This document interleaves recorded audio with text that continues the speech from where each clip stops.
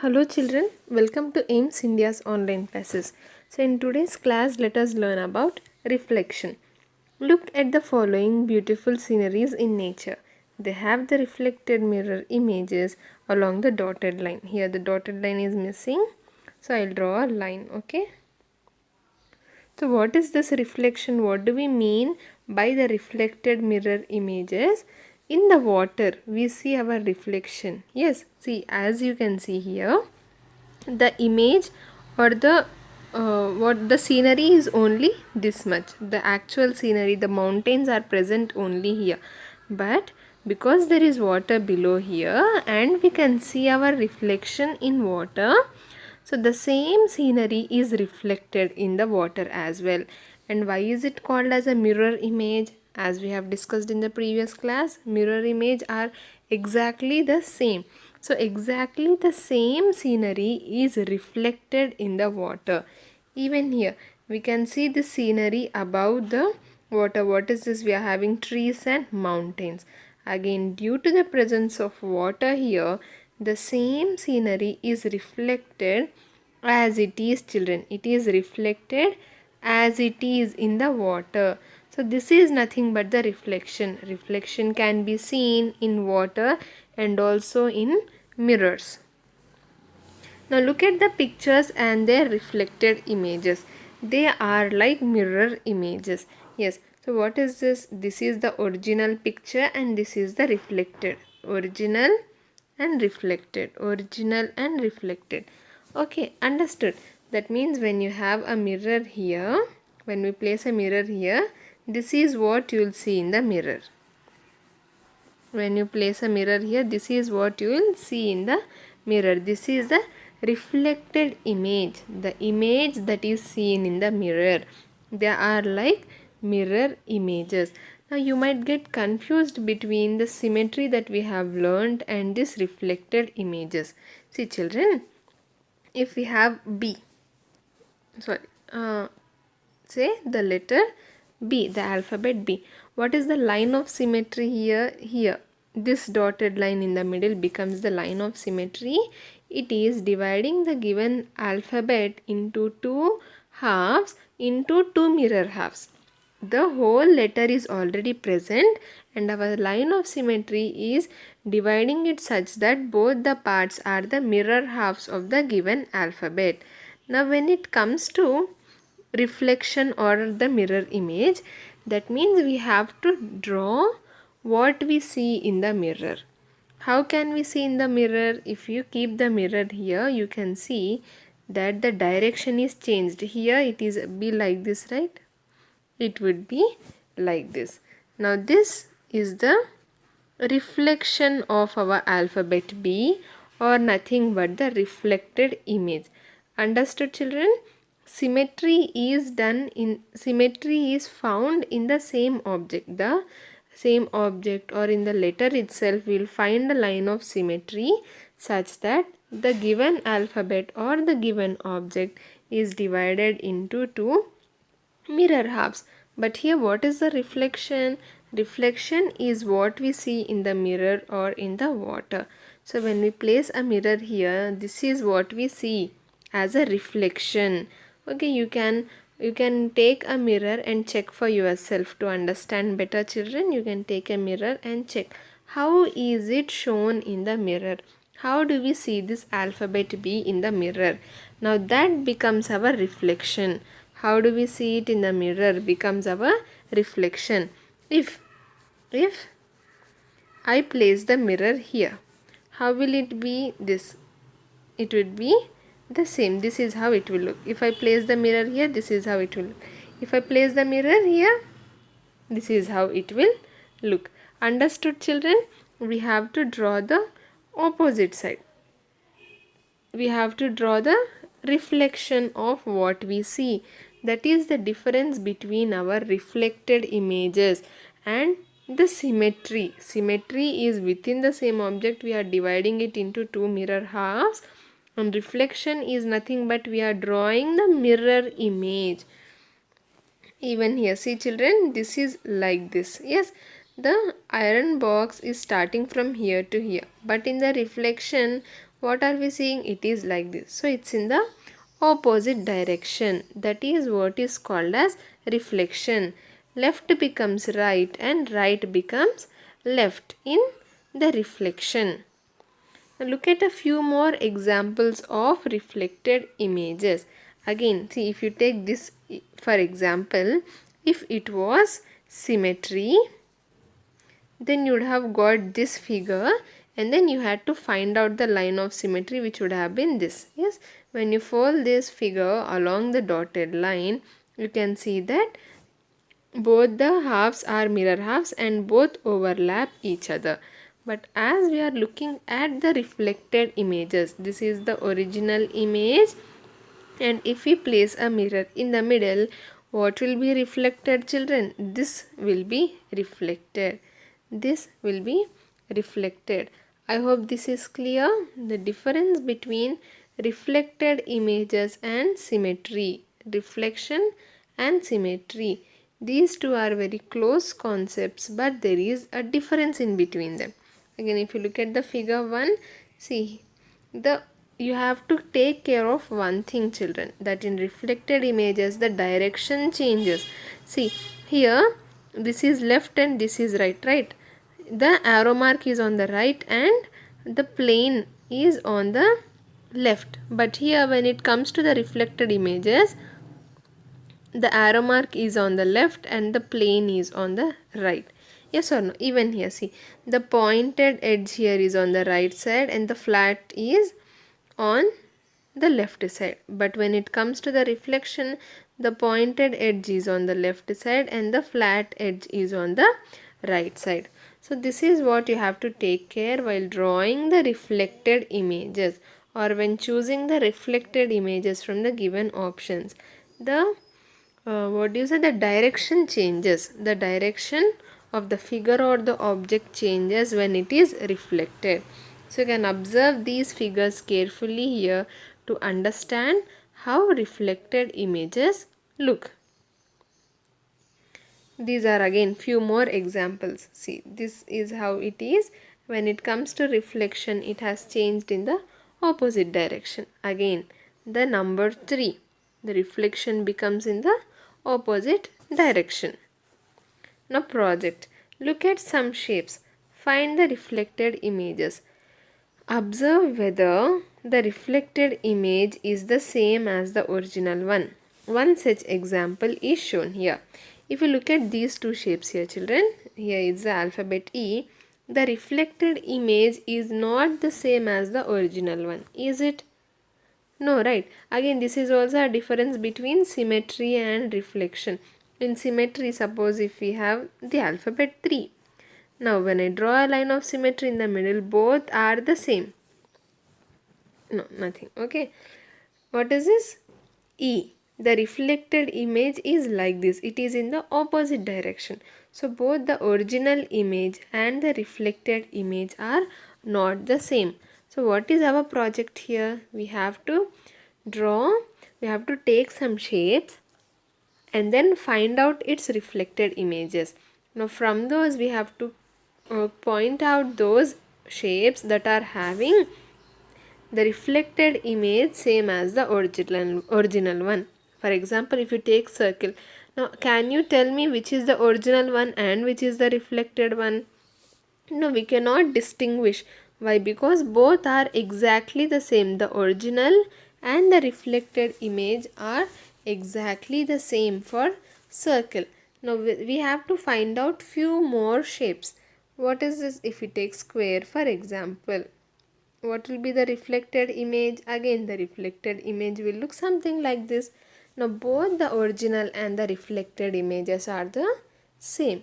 Even if you take this rhombus, this is called as rhombus or also known as the diamond shape by you children. Okay, again the reflected image is the same as the original one.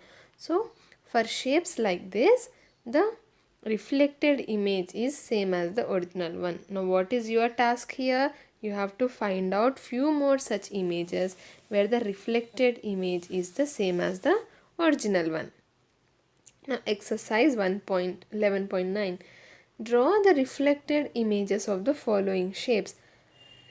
Here we have a few shapes. Yes, children, now we should draw the reflected images.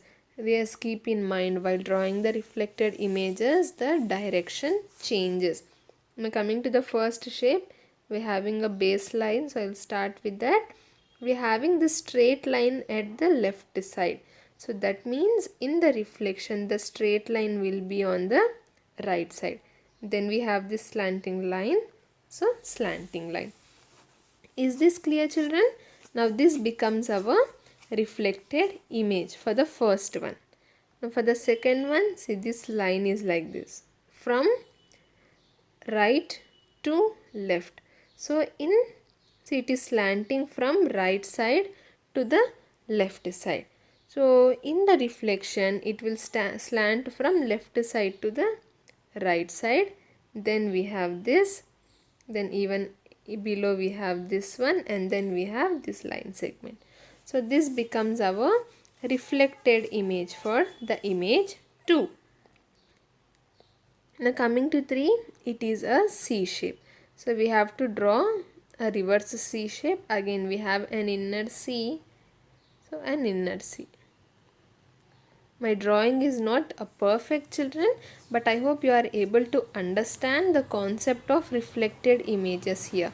The direction changes when we see the reflection.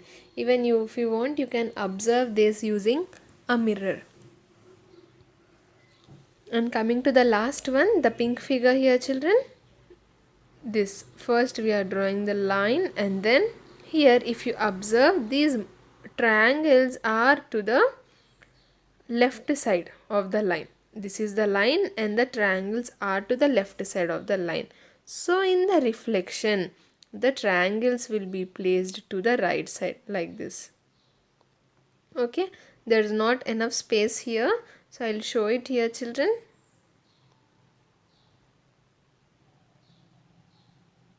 Understood?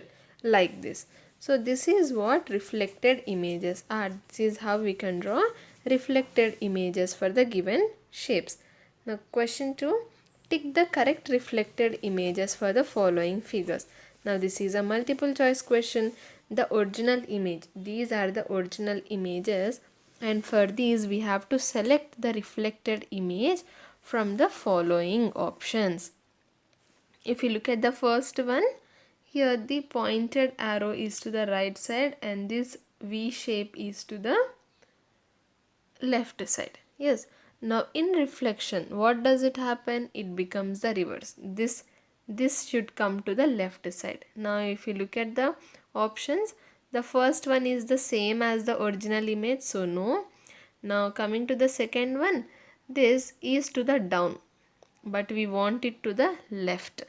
Now coming to third figure, yes, this pointed arrow is to the left side. So this becomes our reflected image. What becomes the reflected image? The number 3. Now coming to B, figure B, again this is a C. Now we want to write the reverse C or the reflected C. What will it be? First one is the same as the original, no. And if you look at the third one, it is facing downwards, no. So second one becomes our correct answer or the correct reflected image for the given figure. Coming to C, we are having 5. We are having 5, yes. So this becomes our correct answer. Yes, the direction is changed.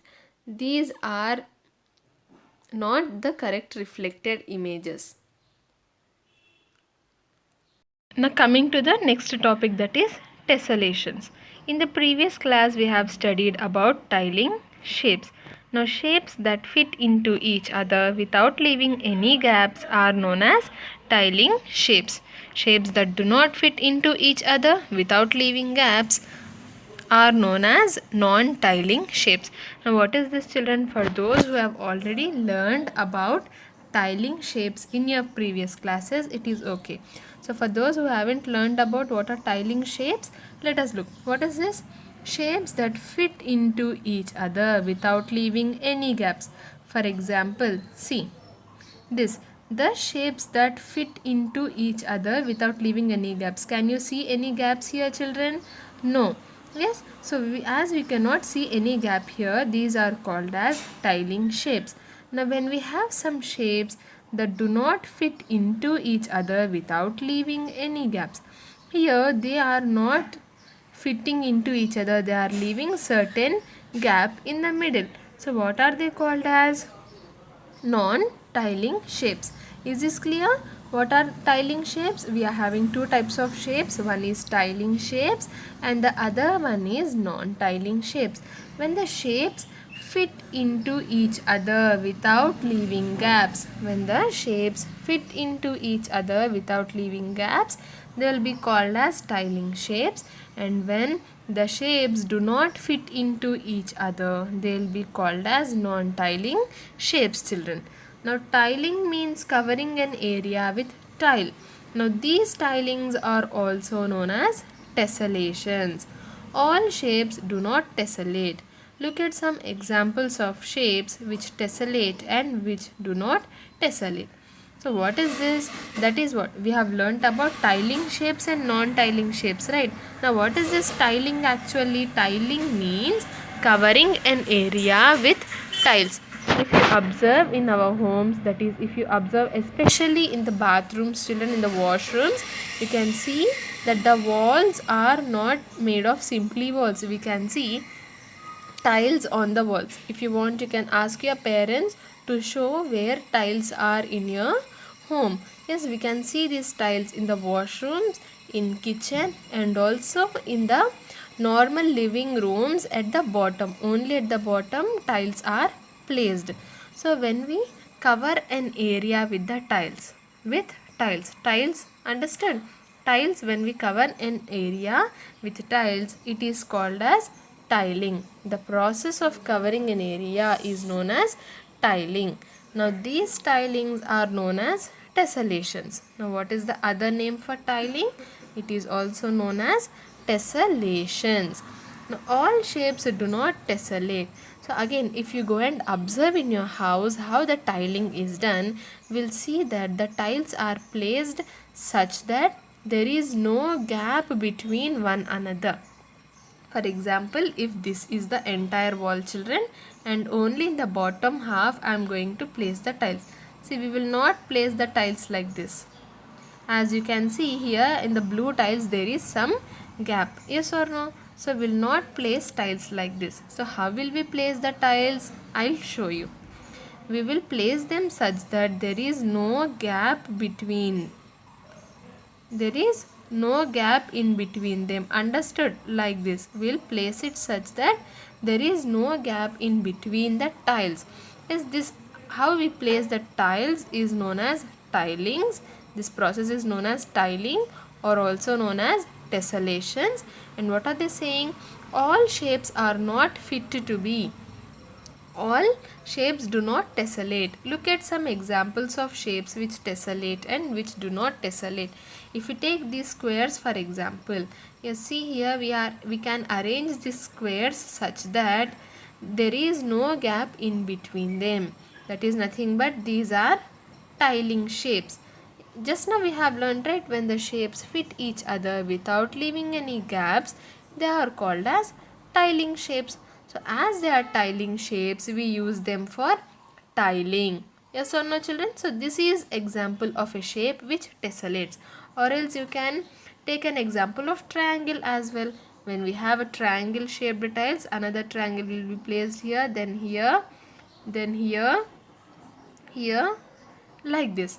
Yes, can you see any gap in between the tiles? No, the tiles fit exactly, yes, without leaving any gaps, children. So again, this is also an example of a shape that tessellates, or this is an example of tiling shape that can be used for tessellations. Now if you look at other examples here that do not tessellate, see here these shapes do not tessellate. Even if I take the example of circle shaped tiles, what will happen if we have circle shaped tiles? Now if I place the tiles like this, you can see that there is gap in between the tiles. Yes or no? We cannot completely fill the gap in between. So can we use such type of shapes for tiling or for tessellation purpose? No, we cannot use it for tiling.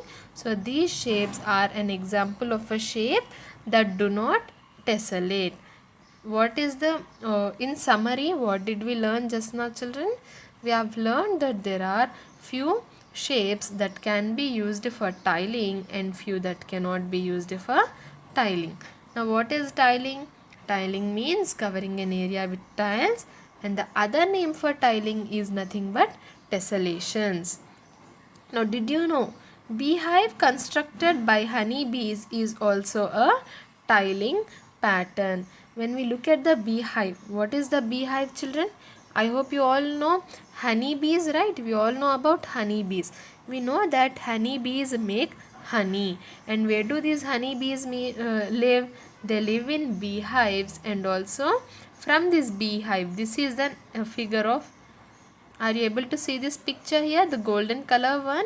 Yes. So this is an example of beehive, how a beehive looks, and we get our honey from this beehive itself. Now beehive constructed by honeybees is also a tiling pattern. What are they saying? The beehive that is constructed, that is this beehive, is also a tiling pattern. How? If you observe carefully, see here, all the shapes are placed in such a way that there is no gap in between. Can you see any gap here in between, children? No. All the shapes are arranged in such a way that there is no gap in between. They fit perfectly into each other without leaving any gaps. So this is also, what is this? This is also a tiling pattern. This is one of the natural examples that we can see in nature where this tiling pattern is followed. Now here are a few more examples. See, this and this. So even if you look and go and observe in your house, you can find some tiles that are used, and also you can observe the shapes used. You can check whether there is any gap in between the tiles or not. Now exercise, put a tick mark on the tessellating shapes. Now again, what are the tessellating shapes? Tessellating shapes are nothing but the tiling shapes. The tiling means what here? We have to cover an entire area with tiles. There should be no gap in between the tiles. Yes, children? So from the given options, we have to tick the ones which are tessellating shapes. Coming to the first option A. Now if you see here, we are having many squares. Now are these tessellating? Yes. Why are they tessellating? Because there is no gap in between them. Now coming to the shape B, are these tessellating? No. Why? Because see here, we are having some gap in. Now coming to shape C, again we are seeing a few gaps here. So this is not a tessellating shape. Now coming to shape D, yes, it is a tessellating shape as the tiles are covered perfectly. Now even E is a tessellating shape as the tiles are covered perfectly without leaving any gap, children. Now create different tessellation patterns using the grid paper. Some examples are shown below. As you can see, this is similar to yes, we have to make patterns such that the shapes fit into each other perfectly and they leave no gap. For example, let me try a pattern here, something like this. Okay, and then what we can do, we can, understood, children? Like this you have to make some patterns. This is for your fun. If you want to do, you can do it like this. You can make different patterns out of it. See, like this you can make different patterns. What you have to make sure is that, or you can go for simple squares using this grid lines or the dots here. You can make patterns that are tessellating. We have to make tessellation patterns. That means we have to make sure that there is no gap in between them.